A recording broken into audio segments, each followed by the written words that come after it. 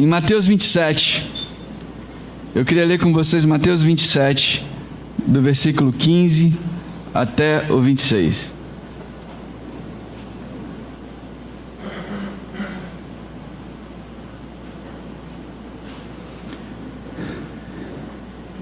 Diz o seguinte: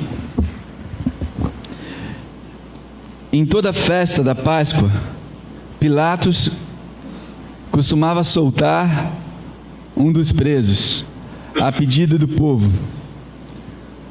Naquela ocasião, estava preso um homem muito conhecido, chamado Jesus Barrabás. Então, quando a multidão se reuniu, Pilatos perguntou: quem é que vocês querem que eu solte? Jesus Barrabás ou este Jesus, que é chamado de Messias?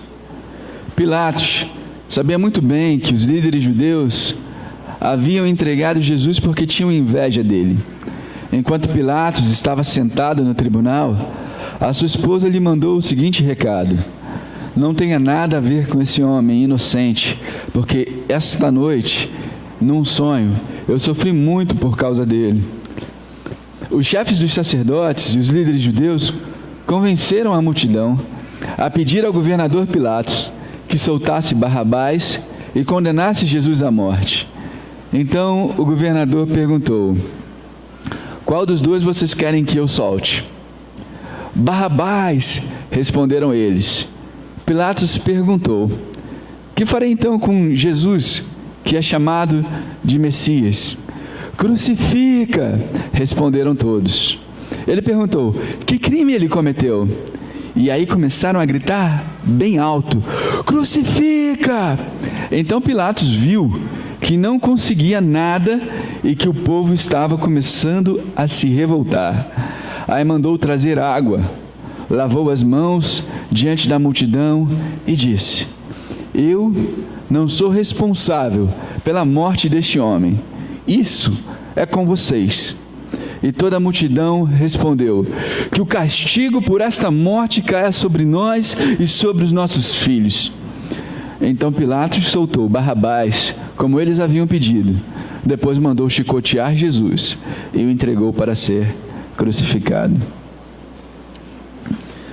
Irmãos, eu escolhi esse texto, eu preguei algum momento atrás sobre o poder do Evangelho, e eu quis continuar falando sobre esse assunto, por isso que eu tenho trazido esse texto, trago esse texto essa manhã, porque eu acredito no poder que o Evangelho tem para mover os nossos corações.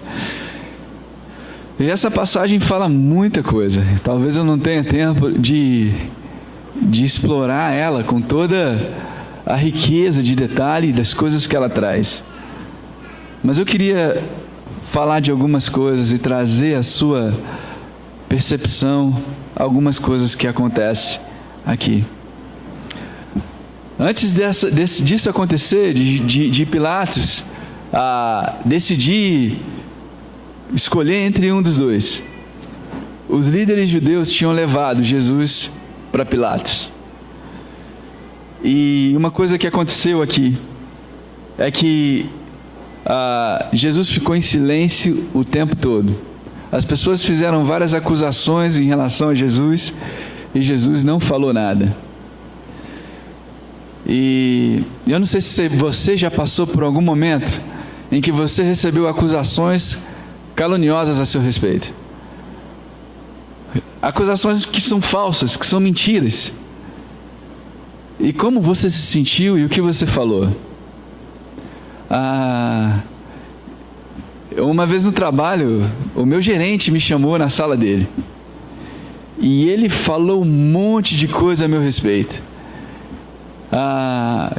E eram coisas falsas. E eu fiquei indignado. Eu me lembrei disso aqui. Eu falei: nossa, como é que alguém pode falar tanta coisa e assim, errada, e ele me puniu por isso. E era injusto. E a minha reação, assim, foi falar com a minha equipe que eu trabalhava, o que aconteceu e tal, o porquê disso. Mas acontece que na história de Jesus, ele ficou calado diante de Pilatos e diante das acusações que foram feitas contra ele. E você sabe por que Jesus ficou calado? Porque não foi por acaso que Jesus estava ali. Jesus estava cumprindo um plano de morrer por mim e por você. Ele ia aceitar a punição. Eu não sei se vocês já leram toda a Bíblia ou todo o Evangelho, mas quando você lê o Evangelho e a forma como Jesus responde a várias perguntas, você vê, nossa, que homem sábio! Como ele era sábio! Uma vez perguntaram para ele, pegaram uma mulher em adultério e perguntaram: Jesus, a gente deve fazer o que com essa mulher? A lei diz que a gente deve apedrejar. Se ele mandasse apedrejar aquela mulher, provavelmente ele ia ser preso e seria condenado à morte. Mas ele falou: quem não tiver pecados, que seja o primeiro a jogar a pedra.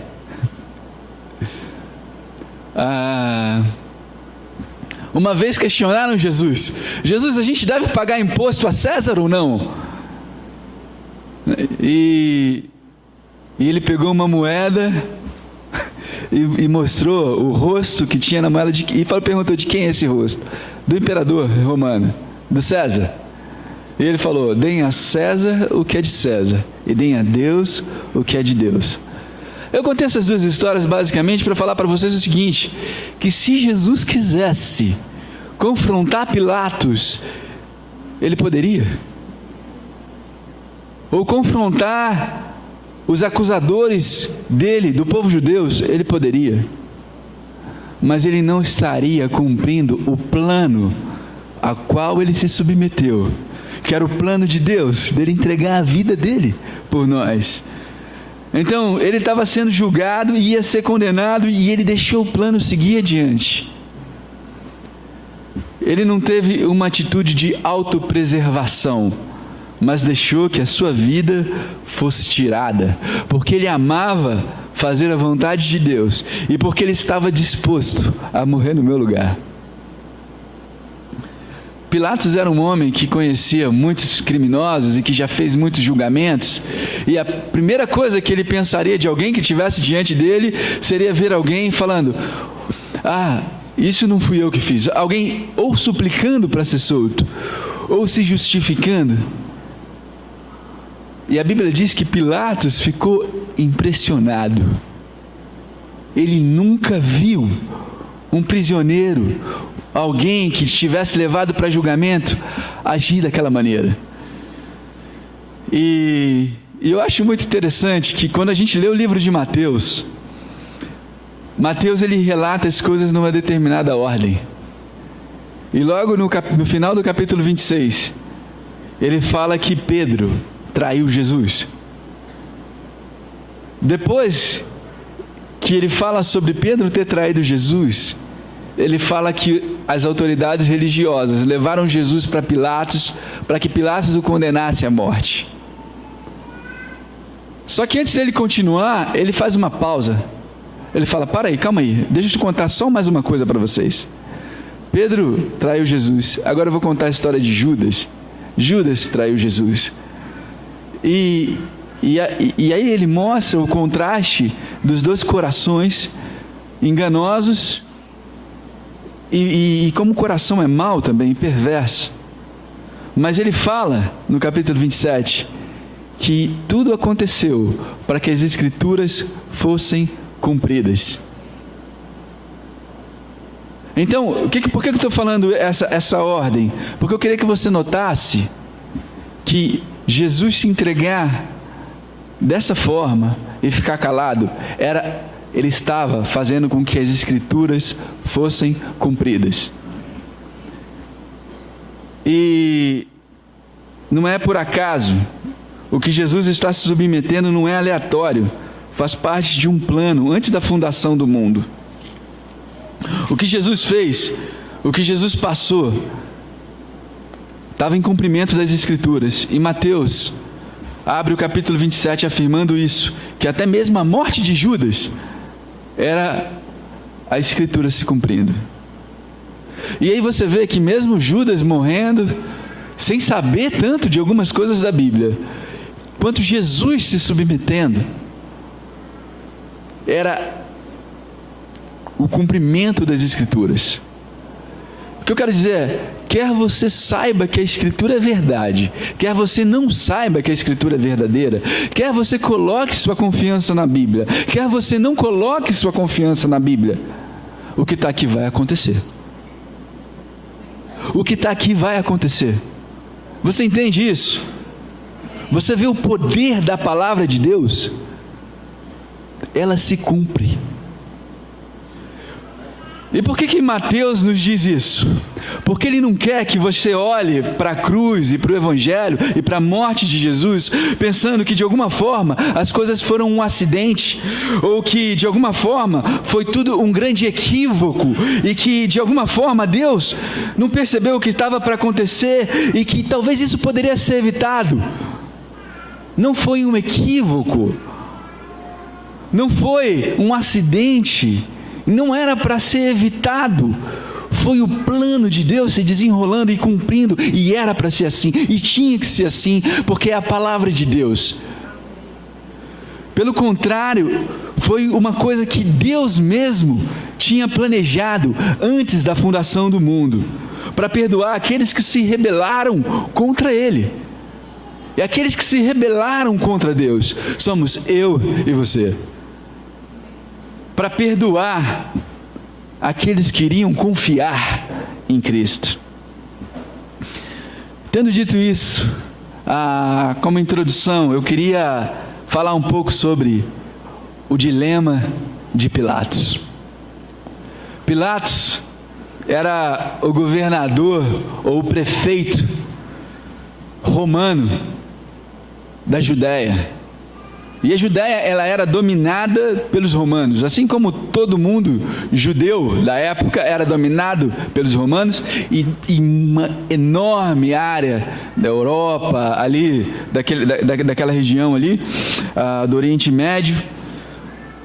Mas os romanos, eles queriam viver em paz. Então eles permitiram que os judeus comemorassem as coisas deles e tivessem a própria liderança. Então eles tinham um conselho de líderes que podiam ir até certo ponto. Eles não podiam, por exemplo, falar que ninguém podia ser morto, mas eles podiam decidir várias coisas. As festas deles eram mantidas, a Páscoa, o Pentecostes e outras festas, né? Eles deixavam até o templo deles existir e continuava. Então, mas era uma relação de dominação. Mas para evitar um tumulto, uma revolta, uma rebeldia, eles mantiveram as coisas, permitindo que os judeus continuassem com a cultura deles em vários aspectos. E eles fizeram isso não só com os judeus, mas com outros povos também. Mas como eu falei, nenhuma autoridade podia sentenciar ninguém à morte. Foi por isso que eles levaram Jesus até o governador, porque eles queriam matar Jesus. Eles não queriam só condenar Jesus, era uma coisa mais séria. Pilato e as autoridades judaicas, apesar dessa relação, eles nunca foram amigos. Nunca, entre aspas. Você não via os líderes judeus falando: eu vou ajudar o Pilatos a governar a Judéia. De jeito nenhum. Está tendo uma rebeldia aqui, então eu vou lá e vou falar tudo para Pilatos. Eles não faziam isso. Na verdade, eles se viam como o lado oposto. E seria estranho, na verdade até bizarro, os líderes judeus ajudarem Pilatos a manter a ordem. Só que quando eles levaram Jesus para Pilatos, o que eles queriam fazer? Manter a ordem. Pilatos, a gente tem aqui um rebelde, mata ele, pra gente. Mas na verdade existiam coisas por trás. E o que eu acho interessante é que é tão bizarro essa situação, que o dia em que eles levaram Jesus era o dia de Páscoa. E ninguém podia, nenhum judeu podia entrar na casa de um não judeu. E Pilatos não era judeu. Então, eles mandaram chamar Pilatos. Pilatos saiu do palácio para encontrar com eles do lado de fora. Você imagina isso? Porque eles não queriam se contaminar, porque se eles se contaminassem entrando na casa de um não-judeu, eles não iam participar da Páscoa. Então eles estavam preocupados com a cultura deles e mandaram chamar Pilatos. É bizarro, você está vendo?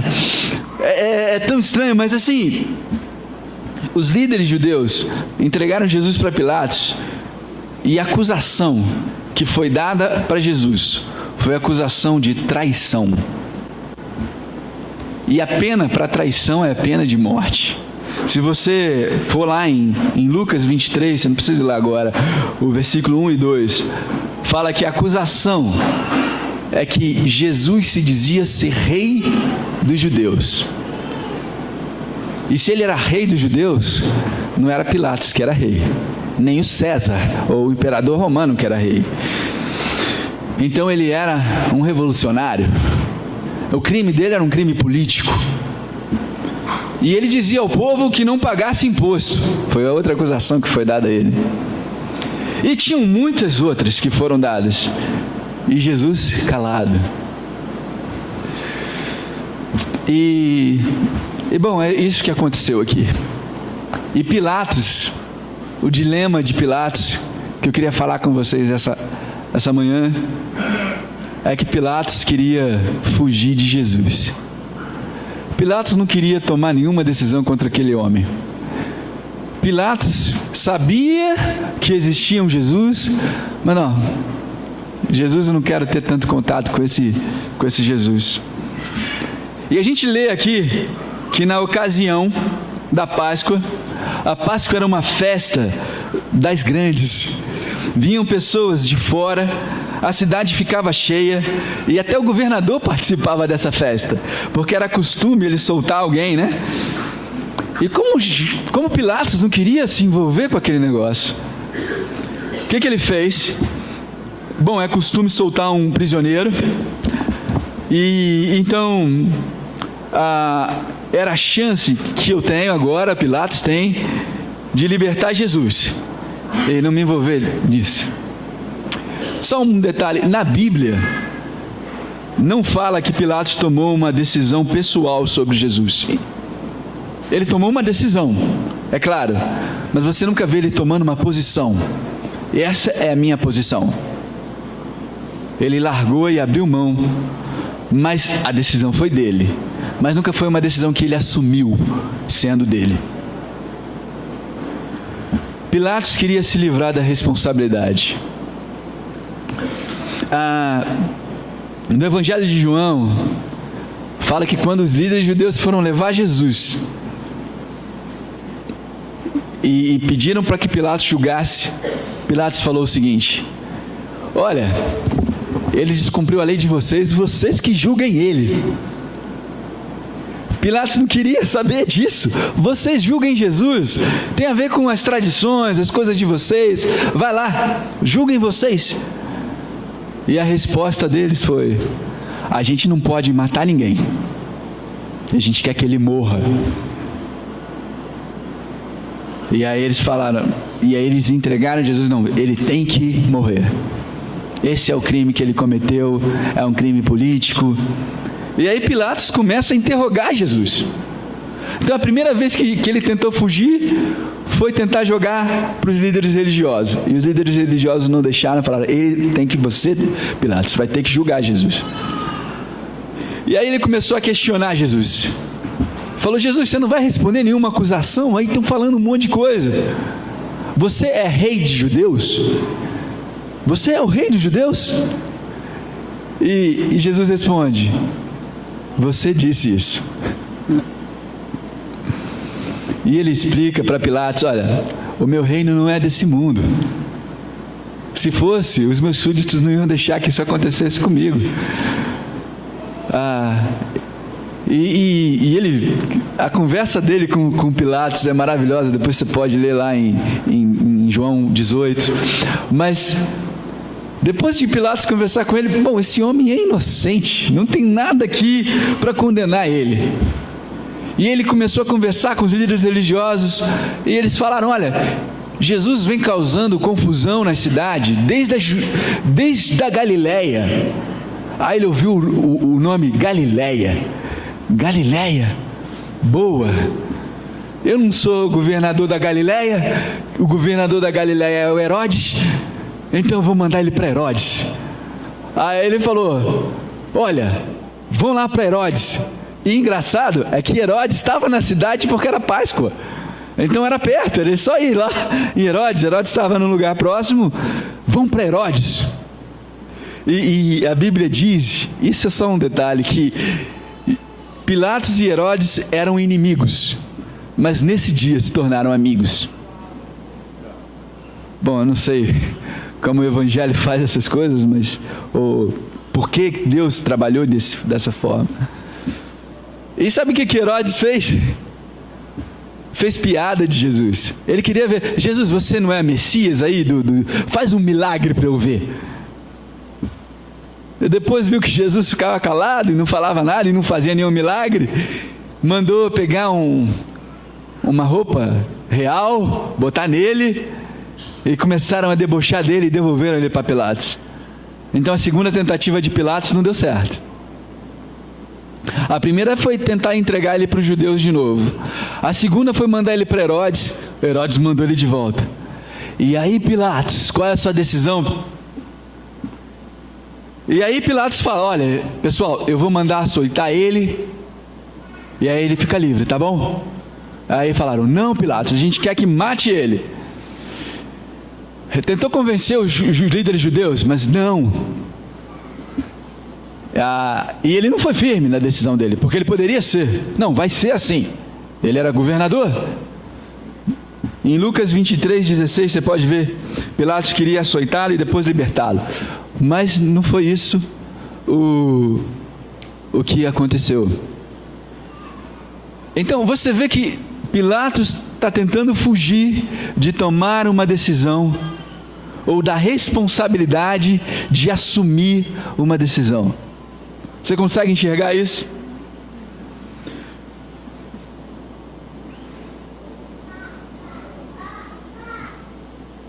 Mas no fundo ele queria libertar ele.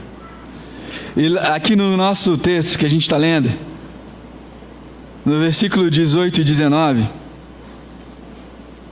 diz assim: Pilatos sabia muito bem que os líderes judeus haviam entregado Jesus porque tinham inveja dele. E enquanto Pilatos estava sentado no tribunal, a sua esposa lhe mandou o seguinte recado: não tenha nada a ver com esse homem inocente, porque essa noite num sonho eu sofri muito por causa dele. Pilatos queria libertar Jesus, porque ele sabia que Jesus tinha sido entregue por inveja. O reino de Jesus não era desse mundo, as acusações dele não se mantinham. Jesus queria, Pilatos queria soltar ele, e não fez. Pilatos queria libertar Jesus, porque ele sabia que Jesus era inocente. A Bíblia fala em Mateus 27, versículo 4, que Judas falou: eu pequei entregando à morte um homem inocente. Judas reconheceu que Jesus era inocente. A esposa de Pilatos, os historiadores dizem que o nome dela era Cláudia, teve um sonho, e a esposa dele sabia que Jesus era inocente. Pilatos sabia que Jesus era inocente. Jesus era inocente, não tinha nada que causasse. E o fato dele ser inocente é muito mais abrangente do que simplesmente ele não ter cometido um erro. Jesus não cometeu nenhum erro, e é por isso que ele podia morrer no meu e no seu lugar. Ninguém podia fazer esse papel que Jesus fez, nenhuma outra pessoa. Ainda que você morresse pelos seus pecados, o seu sacrifício não seria suficiente para Deus, mas o de Jesus foi, porque ele era inocente. puro, justo, correto, sem nenhum pecado. E as implicações da Páscoa estão aqui. Ele era o verdadeiro Cordeiro de Deus que tira o pecado do mundo. Ele é aquele que pode se sacrificar por mim e por você. Então, Judas sabia, Cláudia sabia, Herodes sabia, todos sabiam que Jesus era inocente e que era por inveja, mas Pilatos não assumiu a responsabilidade de tomar uma decisão. No versículo 24 de Mateus 27, do 24 ao 26, a multidão começou a gritar para crucificar Jesus. Ele pediu para eles escolherem entre Barrabás ou Jesus. E a multidão, motivada pelos líderes religiosos, pediu para que eles soltassem Barrabás e crucificassem Jesus. E Pilatos, ali, diante de um dilema, e ele falou o seguinte: então Pilatos viu que não conseguia nada e que o povo estava começando a se revoltar. Aí ele mandou trazer água, lavou as mãos diante da multidão e disse: eu não sou responsável pela morte desse homem, isto é com vocês. E toda a multidão respondeu: que o castigo por essa morte caia sobre nós e sobre os nossos filhos. Então Pilatos soltou Barrabás, como eles haviam pedido. Depois mandou chicotear Jesus e o entregou para ser crucificado. Pilatos não queria se sentir culpado pela atrocidade que ele ia cometer contra Jesus, e pediu que trouxessem água, e num gesto que ficou conhecido por milênios, revelou a sua falta de coragem e covardia, e seu caráter indeciso. Ele lavou as mãos, tentando se eximir de uma responsabilidade, tentando remover com a água uma mancha tão profunda que não tem água que tire, porque está dentro dele e não fora. Pilatos talvez pensou no futuro dele, no futuro político. Ele dependia da sua habilidade para manter a paz, e talvez ele ficasse com medo que ia ter um tumulto generalizado na cidade, e dependia dele manter a paz para ele manter o governo. E ele decidiu que o seu futuro político era mais importante do que as exigências de justiça. Só que quando Pilatos diz: eu não sou responsável pela morte desse homem, isso não é verdade. Pilatos tomou uma decisão. Pilatos até entregou para que outras pessoas decidissem por ele. Ele deu a ordem, a oportunidade daquelas pessoas gritando: matar um homem. Mas em Mateus 27, 26, Pilatos soltou Barrabás, como eles haviam pedido. E depois Pilatos mandou chicotear Jesus e o entregou para ser crucificado. Quem entregou para ser crucificado? Pilatos. Ele fugiu de uma responsabilidade que não tinha como fugir. Ele tentou lavar as mãos, mas não é assim que acontece. E eu queria falar aqui com você, irmão. Queria falar com você que está visitando a gente. Talvez que você que não seja cristão também. Na verdade, eu queria falar com você que não é cristão, que não decidiu por Jesus. Talvez você há anos tenha ouvido falar sobre Jesus. Talvez você tenha ouvido falar sobre Jesus somente há pouco tempo. Mas você tem fugido de tomar uma decisão por Jesus. Você tem fugido. Talvez porque seus amigos te pressionam e você não quer viver uma vida diferente. Você está bem, está em paz. Talvez porque você queira viver da forma como você está vivendo e você não abre mão disso. Talvez você tenha medo do seu futuro se você escolher Jesus. Mas eu queria te falar uma coisa: quando Jesus é apresentado a você, você não tem como fugir, você tem que tomar uma decisão. Pilatos tentou, muitas vezes. Eu não quero tomar uma decisão sobre Jesus, mas ele tomou. A sua indecisão é uma negação de Jesus.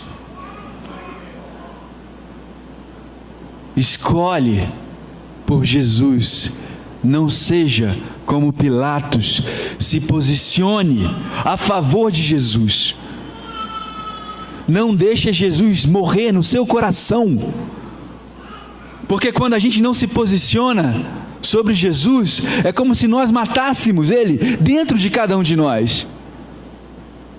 Jesus tem falado, a mensagem é clara, Ele é inocente, esse é o caminho, e você não toma uma decisão.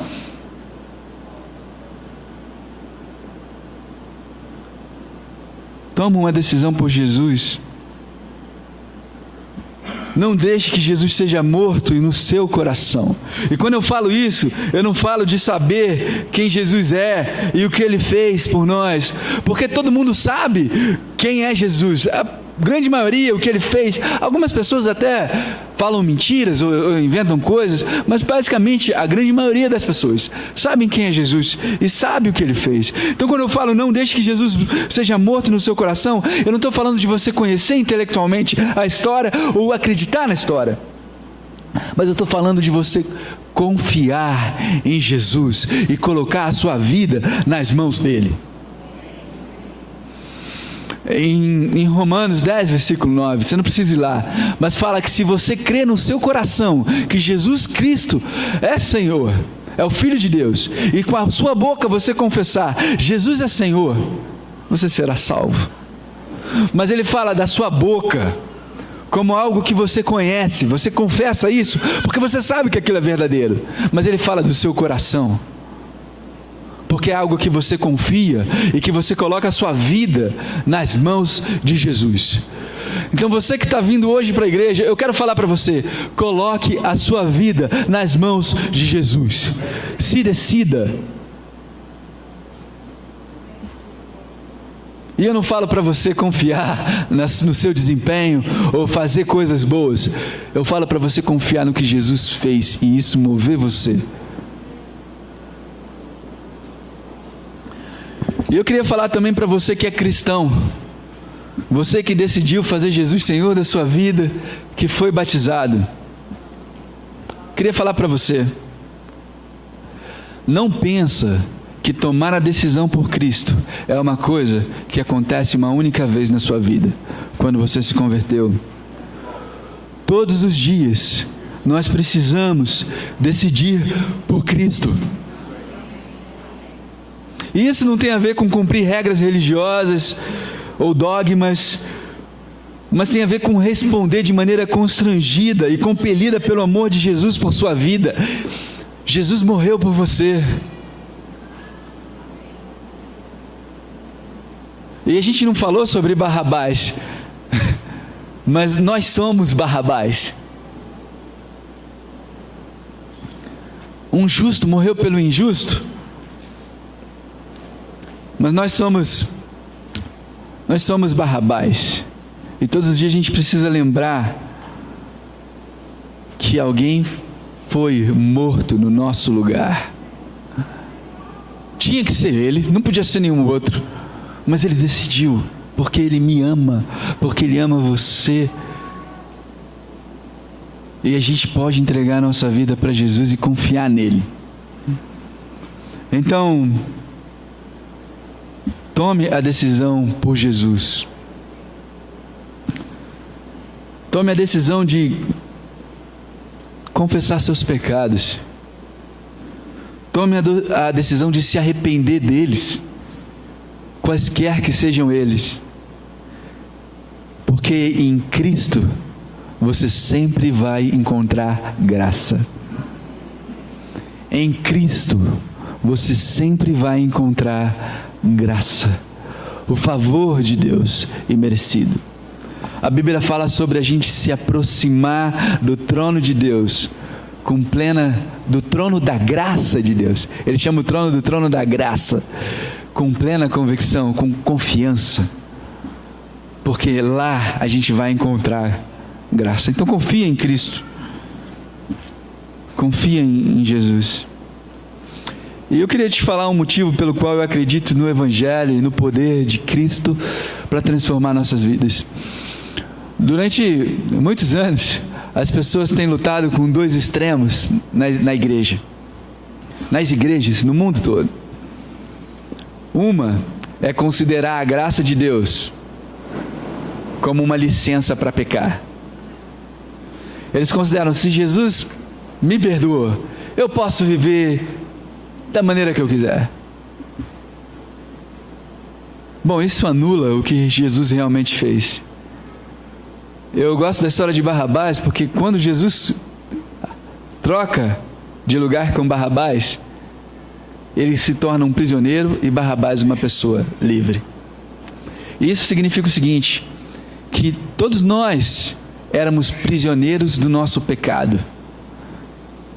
Mas Jesus, no nosso lugar, tomou o nosso pecado e morreu por nós para que a gente fosse livre. Então, se você volta a cometer os mesmos pecados de antes, você não entendeu o Evangelho, nem a graça de Deus.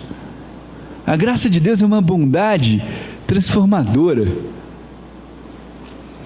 Então, no extremo, existe a licenciosidade, a graça como uma permissão para pecar. E no outro extremo, que as igrejas sempre lutam, está uma coisa que a gente chama de legalismo, que é, eu preciso fazer algo para garantir que eu sou salvo. Eu preciso mostrar para Deus que eu mereço. Você nunca merece, meu amigo. Você era um prisioneiro do pecado, miserável. Eu sou miserável. E todos os dias eu preciso de graça e mais graça. E eu preciso de misericórdia. Então, a gente pode se tornar pessoas que confiam no nosso próprio desempenho e que julgam as outras pessoas e que são críticas e que não entendem que estão de pé não pelos seus próprios esforços, mas porque alguém fez algo por elas e foi Deus que fez em Jesus. E eu te pergunto, como é que eu saio do extremo de abusar da graça e do extremo do legalismo? Como é que eu faço para não cair nessas duas armadilhas? Se você pode pensar assim, se eu sou muito licencioso, faço as coisas, eu preciso de ser um pouquinho mais legalista, porque aí eu vou mais para o meio. Ou se eu sou muito legalista, eu preciso de me liberar um pouco mais e considerar as coisas e ir para o lado da licenciosidade. Só que isso é mentira. Você não consegue sair de um lado nem para o outro equilibrando a balança. Você sabe qual é a sua bússola e o seu equilíbrio? É Jesus e o Evangelho. Nele você encontra o perfeito equilíbrio. Nele você não vai ser legalista. E nele você não vai abusar da graça. Porque Jesus é o coração da sua fé e você confia nele. Então, meus irmãos, tome a decisão de confiar na graça. Eu queria compartilhar com vocês hoje, eu vejo que a nossa comunidade vem perdendo convicções sobre uma vida que agrada a Deus, em muitas áreas. Isso é uma coisa que eu tenho notado, não só na igreja, na minha vida. A gente tem deixado de ser intenso e apaixonado por Jesus. E eu queria te encorajar a voltar a se comprometer com Cristo. Eu quero te encorajar a fazer isso com a motivação certa, com a essência no seu coração correta. Você não precisa, eu digo não precisa, mas a ideia não é que você cumpra todas as regras da igreja, ou que você tenha uma lista de coisas que você tem que fazer ou não tem que fazer. Eu também não sou contra você ter, mas a motivação certa é que o Evangelho de Cristo te deixe constrangido. Ora por isso que o Evangelho de Jesus e o que Ele fez te leve a se posicionar por Jesus a cada dia. Ora por isso.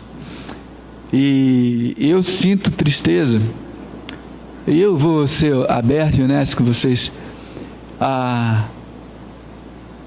Alguns casamentos têm passado por situações muito difíceis e ruins, e eu queria que os casamentos brilhassem, porque a Bíblia diz que o casamento reflete a relação entre Jesus e a igreja, e é uma forma da gente anunciar Cristo para o mundo. Mas se o seu casamento não tem sido uma luz, se não tem brilhado, você não tem olhado e permitido que o Evangelho te transforme. A gente tem visto a falta de comprometimento com a igreja também. A gente faz reuniões e faz coisas, as pessoas têm deixado de se importar. Jesus deixou a igreja como uma comunidade, para que a gente se comprometesse. Nós somos o corpo de Cristo, então a gente precisa fortalecer os relacionamentos. É triste saber que na igreja, às vezes a gente não sabe a vida um do outro. Eu não estou falando para a gente ser fofoqueiro, mas tem pessoas que estão passando por situações difíceis, e ninguém está sabendo. Pecados tenebrosos. E eu não falo isso para que você fique assustado, porque sempre no trono da graça de Deus, no trono, você sempre vai achar graça em Cristo. Mas eu estou falando isso para que a gente possa se conscientizar. A gente tem deixado de ligar para as pessoas para saber como elas estão. Às vezes a gente está num grupo pequeno, num grupo de igreja em casa, e a gente só se encontra de 15 em 15 dias, e nem se fala mais. Eu troco uma mensagem de WhatsApp, mas a gente não ora pelas pessoas, não vê como elas estão andando, não vê como é a vida delas. A igreja, a Bíblia fala sobre uma comunidade, e ela fala que tinham tudo em comum. Usa até um termo koinonia, né? A gente precisa dessa conexão, irmãos, porque cristianismo, a vida de Jesus, não é sobre coisas que nós fazemos, é sobre os relacionamentos que nós temos. Cristianismo não é sobre coisas que nós fazemos, mas sobre os relacionamentos que nós temos. Então, se você tem um bom relacionamento com Cristo, você vai ter um relacionamento intenso com as pessoas. Então, eu queria falar para os jovens também: sejam fiéis na palavra, sejam firmes na pureza e sejam seguros em Cristo. Sejam fortes. Eu sei que o mundo é muito difícil para quem é jovem, porque eu acredito que hoje em dia é muito mais fácil algumas tentações que quando eu era jovem. A imoralidade é muito mais intensa no mundo hoje do que quando eu era jovem. O acesso a informações é muito mais fácil, e a aceitação de coisas que são pecaminosas também é difícil. A pressão é maior. Mas sejam fortes por causa do Evangelho de Cristo, porque não existe poder maior, e o mundo não pode vencer vocês, porque quem está em vocês é maior do que quem está no mundo. Sejam fortes. Então, irmãos, eu queria encorajar vocês a levantarem suas vidas para Deus, a se posicionarem por Jesus.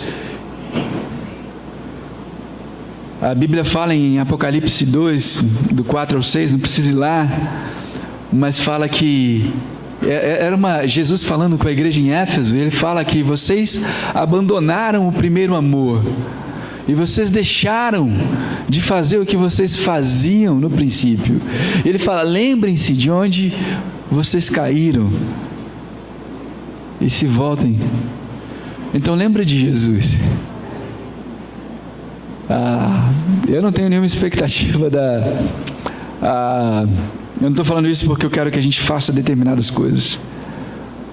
Mas se você refletir Jesus, a igreja vai brilhar, mais pessoas vão ser salvas, maior vai ser o seu poder de servir outras pessoas e edificar outras pessoas.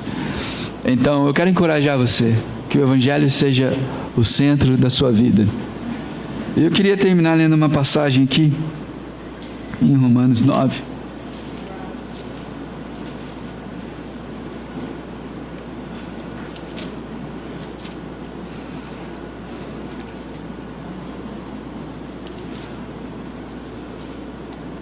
Romanos 10, desculpa. Versículo 9.